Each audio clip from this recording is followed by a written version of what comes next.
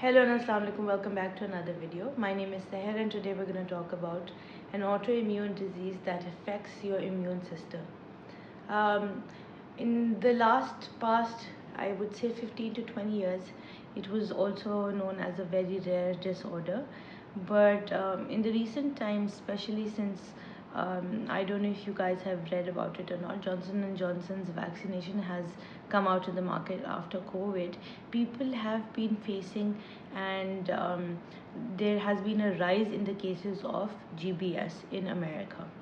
So what is Guillain-Barré syndrome? Guillain-Barré syndrome is basically GBS, which is a rare disorder in which your body's immune system attacks your nerves. So इसमें होता क्या है?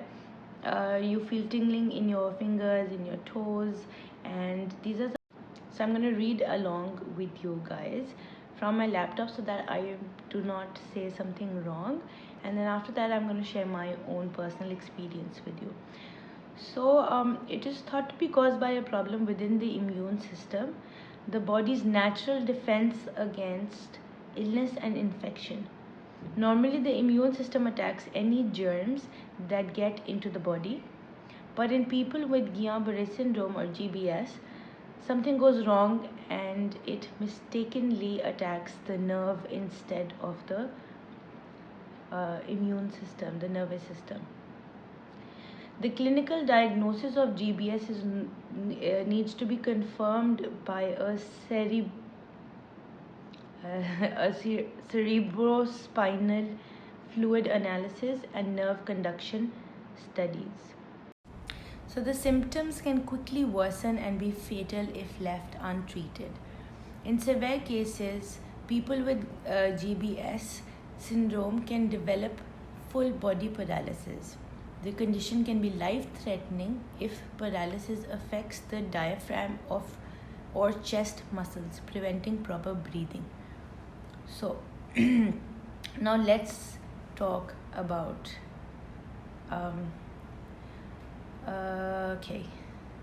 so basically there's no cure for Guillain-Barré syndrome, but several treatments can ease symptoms and reduce the duration of the illness. Although most people recover completely from Guillain-Barré syndrome, some severe cases can be fatal. While recovery may take up to several years, most people are able to walk again in 6 months after symptoms first started. So a few signs and symptoms of GBS may include pins and needles sensation in your fingers and toes, ankles or wrists. Weakness in your legs that spread to your upper body. So basically GBS first starts from your lower body and it comes towards your upper body. Unsteady walking or inability to walk or climb stairs. Difficulty with facial movements including speech, yani ki speaking, chewing or swallowing. Double vision or inability to move the eyes. Severe pain that may feel achy, shooting or cramp-like or may be worsen at night. Difficulty with bladder control or bowel function. Rapid heart rate, low or high blood pressure and difficulty in breathing. These are the signs and symptoms of GBS.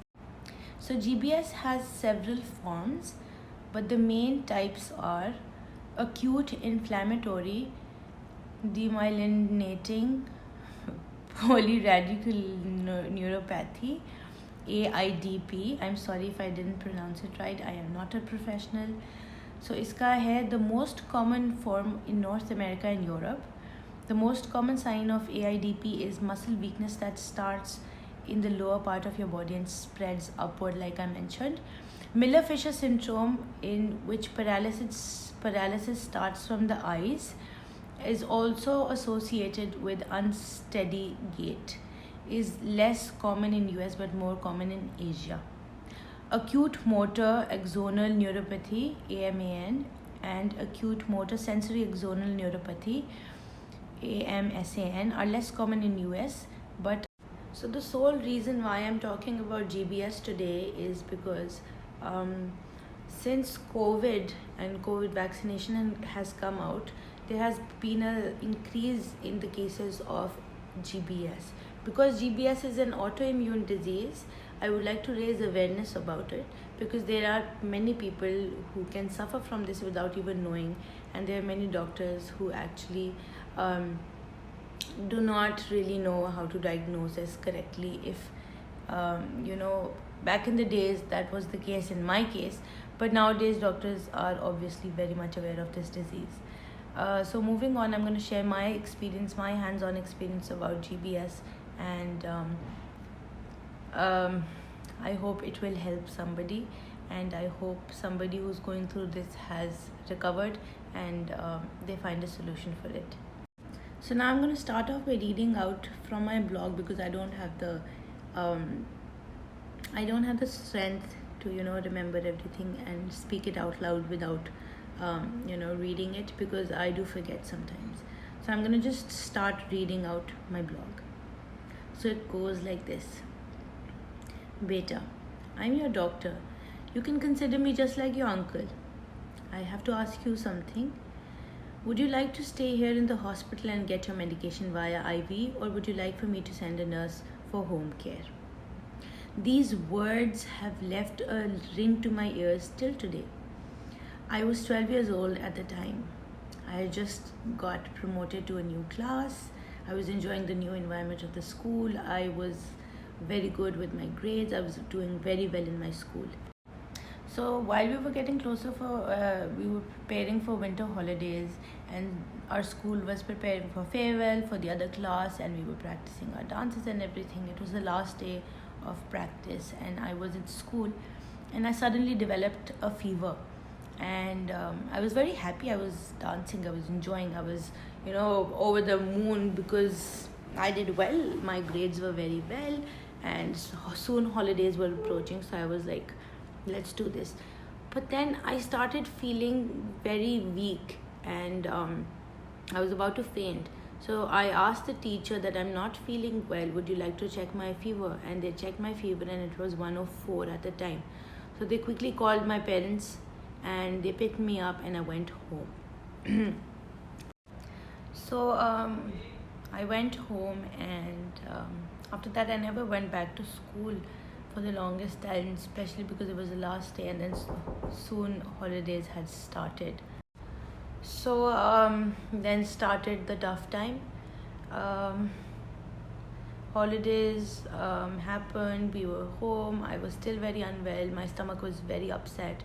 My fever was not going, so we started going to different doctors in Lahore, and I had started feeling tingling in my fingers and my hands, and we went to several doctors across Lahore. We went to doctors in Islamabad, and every neurologist, every orthopedic, whoever we thought we could go to, every general physician, nobody knew what the problem was at the time. I'm talking about 2006. So we were just about to give up hope, because every night the pain started to increase, and over time, within the 3 months of this pain, my hands had started to become stiff. I could not even do this to my hand. I could not eat by myself. I needed assistance.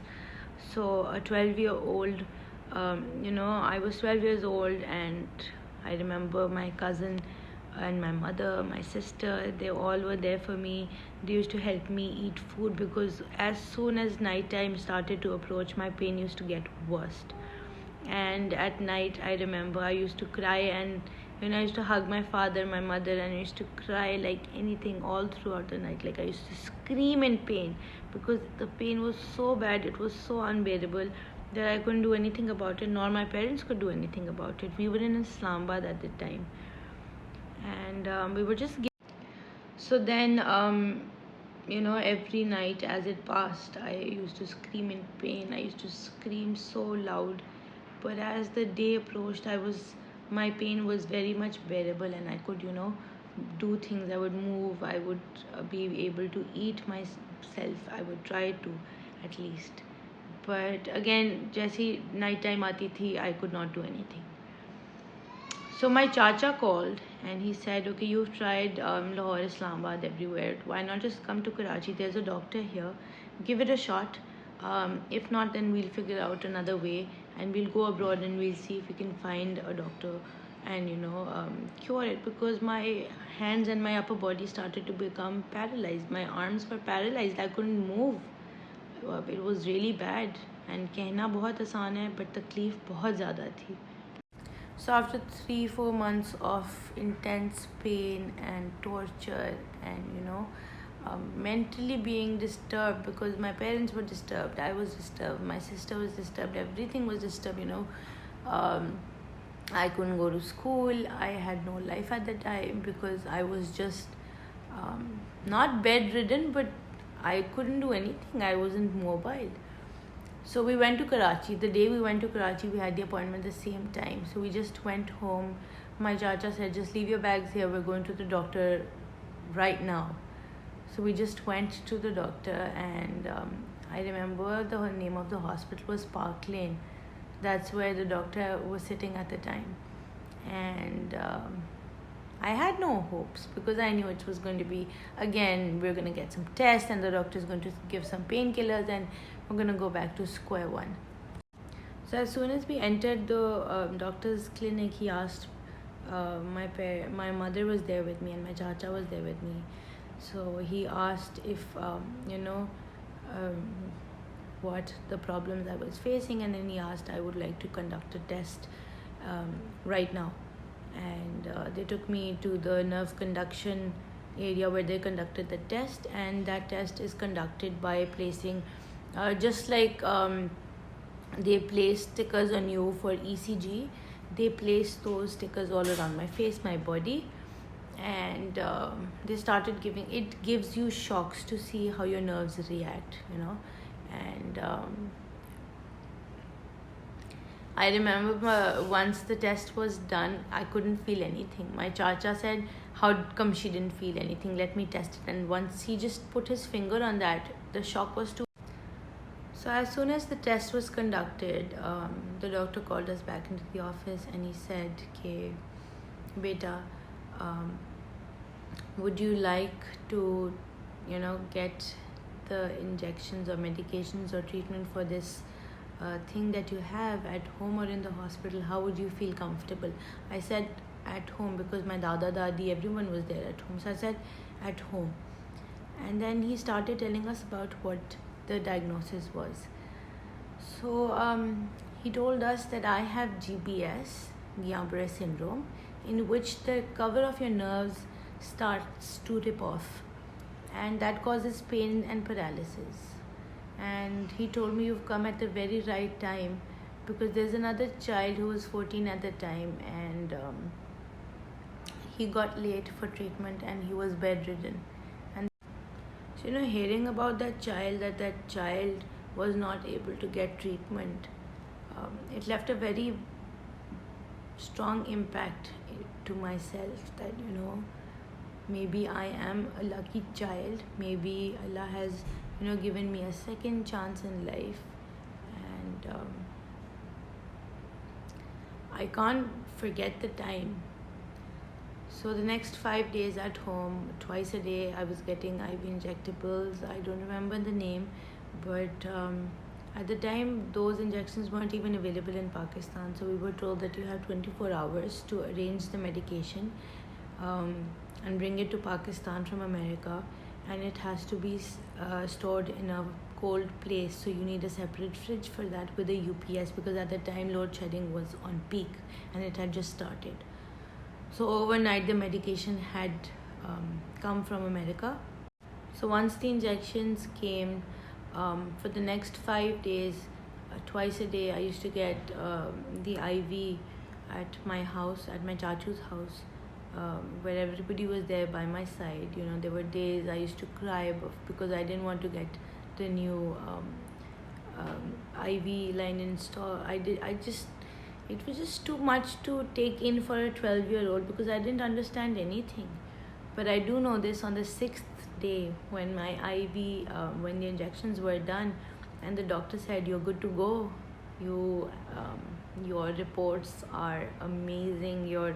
Because we got it in time. We didn't, and I'm grateful to Allah for, giving me the opportunity to be able to get the treatment in time, to be able to get cured in time. And till date, people don't believe me, even doctors, when we tell them that, I am a survivor of GBS. They don't believe when I say, because